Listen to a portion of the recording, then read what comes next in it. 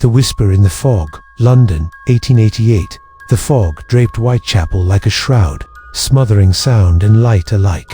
The narrow, damp streets, slick with grime, were barely illuminated by the faint glow of gas lamps, casting eerie shadows that flickered like restless spirits.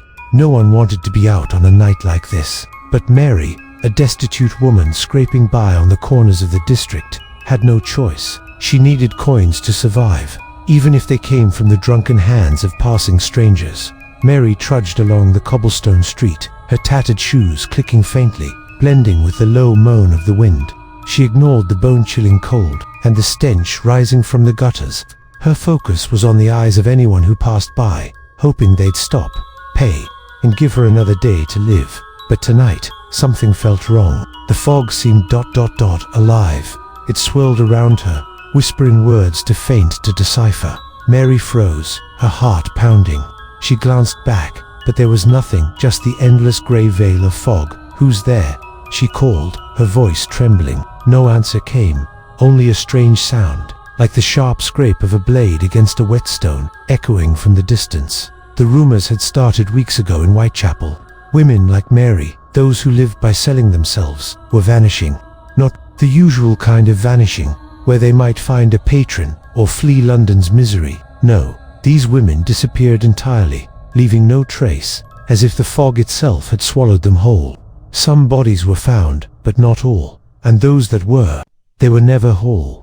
The police called them accidents or random crimes, but the whispers on the streets told a different tale. They spoke of a figure, tall and gaunt, always cloaked in a long black coat, his face hidden by a wide-brimmed hat and the fog's embrace. No one ever saw his face clearly, but everyone felt his gaze cold, piercing, like a blade slicing through the dark. They called him the Man in the Fog. Mary had heard the stories, but dismissed them. Whitechapel was full of rumors, and she'd lived long enough to know fear was often exaggerated. But tonight, as the sound of the blade on stone echoed again, closer now, a chill ran down her spine. She quickened her pace, desperate to reach her squalid lodging, but the fog seemed to toy with her, leading her into unfamiliar alleys she didn't recognize. The wet brick walls felt like they were closing in, and her footsteps echoed unnaturally, as if someone followed, always just far enough to stay unseen. "Stop it!" Mary shouted, halting in the middle of a pitch-black alley. "Show yourself!" Her voice cracked, swallowed by the fog. And then, from within the mist, a figure emerged. He was tall, just as the rumors said. His black coat billowed in, the wind, like the wings of a giant raven. His hat obscured his face, but Mary felt his eyes not human, but something else, something that didn't belong.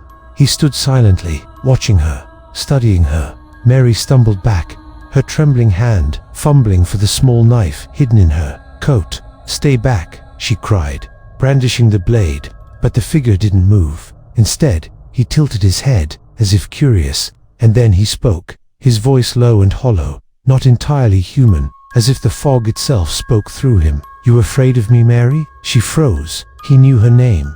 How did he know her name? "Who are you?" she stammered. He didn't answer immediately. Instead, he stepped closer, each footfall ringing like a hammer on a coffin. "I am the mender," he said, his voice flat, emotionless. "I fix the mistakes of this world. Lost souls, like you." Mary turned and ran, but the alley seemed to stretch endlessly. The fog clung to her, wrapping around her legs like invisible cords. She tripped, her knife clattering into the darkness. When she looked up, he was standing over her, his face. It wasn't there, not hidden, but absent, a void of utter darkness, where eyes, nose, and mouth should have been. Yet, from that void, an invisible smile seemed to form, as if the darkness itself grinned at her. "Don't be afraid," he whispered. A sharp pain stabbed her chest. She looked down, horrified too. See blood seeping from a cut she hadn't felt. He held no knife, no weapon, yet the wound appeared, as if the fog itself was carving her flesh. The next morning, Mary's body was found in a Whitechapel alley.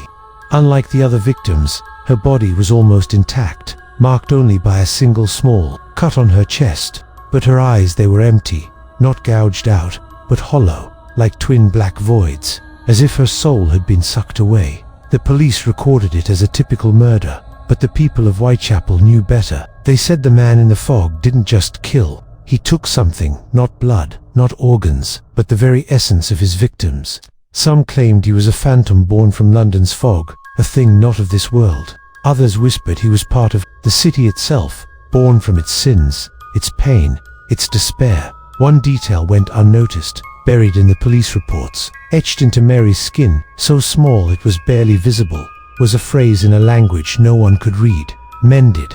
Years later, the fog still blankets London on cold winter nights. Whitechapel's streets have changed, but the story of the man in the fog lives on, a warning whispered in the dark. They say he's still out there, lurking in the mist, waiting for lost souls. No one knows who he is or why he does it.